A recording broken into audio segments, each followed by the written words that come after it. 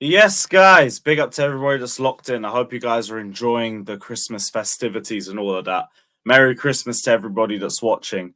I'm going to try and be as optimistic as I possibly can be for this video, but I don't really know how I can be at this point. It's Christmas. We're sitting in 10th place. The gap between 10th and 9th is getting bigger and bigger. The teams below us are slowly starting to catch up to us. We're facing Crystal Palace next in a game that I don't really have a lot of confidence in, and we're missing two of our best forwards. And I'm not looking forward to this. I'm not looking forward to this at all. But big up to everybody that's locked in. Hit the like button, subscribe. Merry Christmas or bar humbug, whatever at this point. I don't know what to say about this team anymore. I really don't, because everybody is just seeming to decline further and further by the week. I just weren't really blinded by the performances. That's why when everyone was getting gassed over the Newcastle game, I was like, well, we didn't play well. I'm just glad we won. Just glad we won. But everyone's like, oh, you're negative and everything. But I'm not going to delve too deep into that. I've already vented in the fan cam and everything. I'm a lot calmer now. It's frustrating. It's fucking frustrating that we're right back in the same place we started, because we can never ever build on any sort of performance.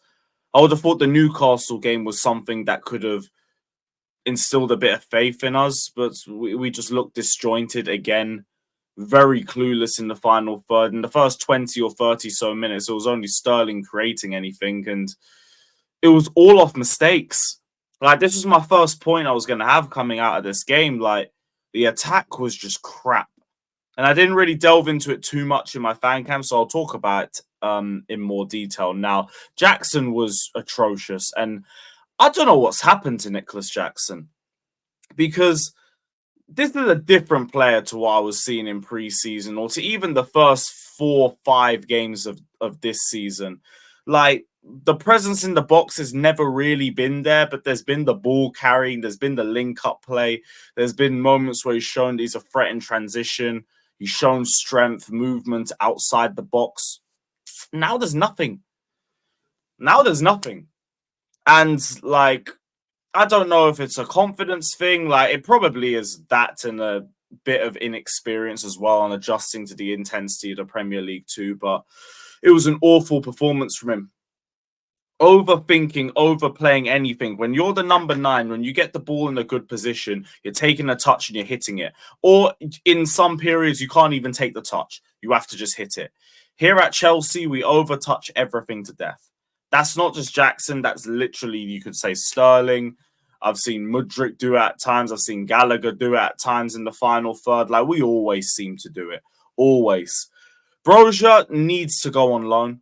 He's not good enough for the Premier League level right now. And it's fine. It's understandable to a point. He's barely played any Premier League football for us in general over the last 2 seasons, but he ain't up to it. He looks lost out there. It's like a deer in the headlights. The ball just bounces off him or it goes through him. It never works out for him.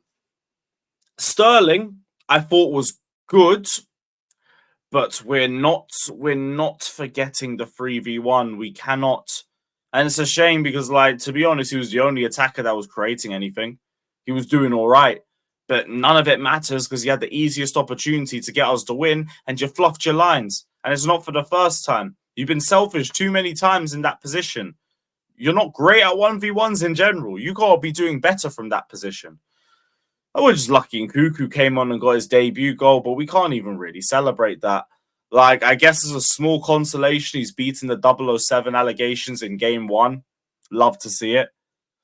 But that's it. That's it. And it's just copium because we were crap.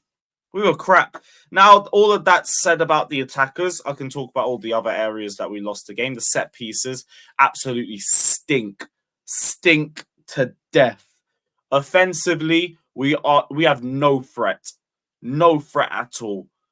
We do these short corners all the time, and it goes to absolutely nobody. We lose possession. We're probably at risk of losing a counter-attack, but we still continuously do it.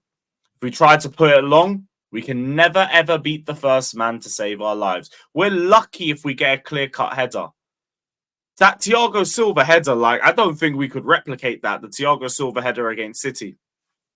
I don't know if we could replicate that because we're not good enough at corners. We're not good enough at set pieces. Defensively, we look clueless.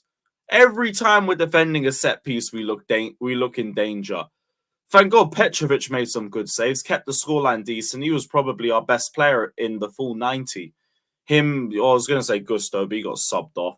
Why Poch did that, I'll never know, but I'll save that for later. But the set pieces were absolutely atrocious. They've been atrocious, and we need to be improving in that regard because it is so easy to deal with us. And it also gives the opposition something to focus on. The likes of West Ham, the likes of the Wolves, they're going to be up for those sorts of situations. Why do you think they were always trying to press us into conceding corners and we conceded like 10 in that match? And then we end up conceding the first goal off it because it's easy. It's easy. Now, the third point, mistakes just all over the pitch. All over the pitch. But it does tie into my fourth point as well, because if there's mistakes going all over the pitch, there's only one person you can look at. That's the coach. Everyone loves to talk about the inexperienced squad and everything like that. I think it's starting to become a buzzword, personally. Like, it's not as hard as people think it is to be able to get a squad playing a decent brand of football. You just look at Tottenham, for example. Look at what Ange can get Tottenham playing without key players in the team. Van der Ven, gone. Maddison, gone. Udogi, Romero, gone. These men will still go to the Etihad and they'll keep Erling Haaland quiet. They'll still batter Villa, at least in the first 45 minutes of a game. And they'll show you a consistent, cohesive style of play. We don't see it, which also delves into part 4 again. Poch out. And Poch out. The tactics don't make sense. There's no defensive structure. This guy is stubborn with his team selection. Actually, no, he's not stubborn with his team selection. He constantly changes it. Just don't really understand when we have one game a week. We should be at least trying to keep a set team that can build an understanding with each other, but we don't do it. We play players out of position all the time. The game management is absolutely atrocious. I saw a stat in my in my stream yesterday, saying that we have never been losing a game at half time. But we always seem to lose games in the second half. What game management that is. The players that we have, he doesn't develop, even though he's meant to be doing this whole youth development BS. Nobody's developed except maybe Conor Gallagher. That is it. Nobody else has developed under him. Everybody else is made to look average in this style of play. Well, whatever style of play this is, I could barely even tell you. There's excuses left, right, and center. We talk about inexperience. We talk about injuries. We talk about fucking all this BS. But he looked at the squad that we had at the start of the season and he was confident. He had a good 2-month period before he came in as Chelsea manager, where he worked with the recruitment team and he was fine with what we were doing because he accepted the job. He knew what he was walking into and he was confident that we could get back into the Champions League and compete on all fronts. Then he went back on his word 3 games after that. I don't believe in him because he goes back on everything. He contradicts himself all the time. Talks about at Chelsea, we need to win now. We have to be able to handle the pressure. There's no things like patience. And then he asks for patience. 3 games in. We protect the point in games that we should be trying to win. We throw players out of position all the time. The discipline is an absolute mess within the squad. The game management is genuinely atrocious at times. Like, how we didn't build off the fact that we were looking so much better with Gusto and Maatsen in the team for that 10 minutes against Newcastle, I don't know. Because when we finally decide to bring Maatsen on, we take the right back off. Like, I don't understand it. The over-touching in the final third has been a constant factor for so long, and he hasn't been able to get that out of these players. The set pieces, atrocious. Hell, benching Mudryk, in all honesty. Mudryk just came off a very big moment for us against Newcastle. And you bench him for Brojo, who's like not been good at all this season.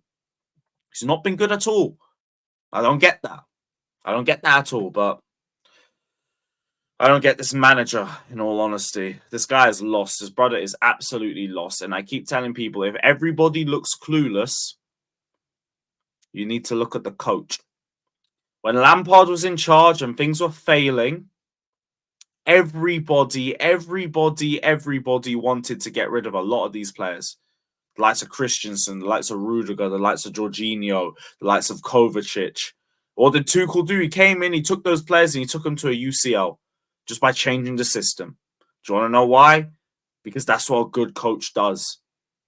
Poch, as far as I'm concerned, from everything I've seen, is not a good coach. My final point is I don't really have any confidence for Crystal Palace.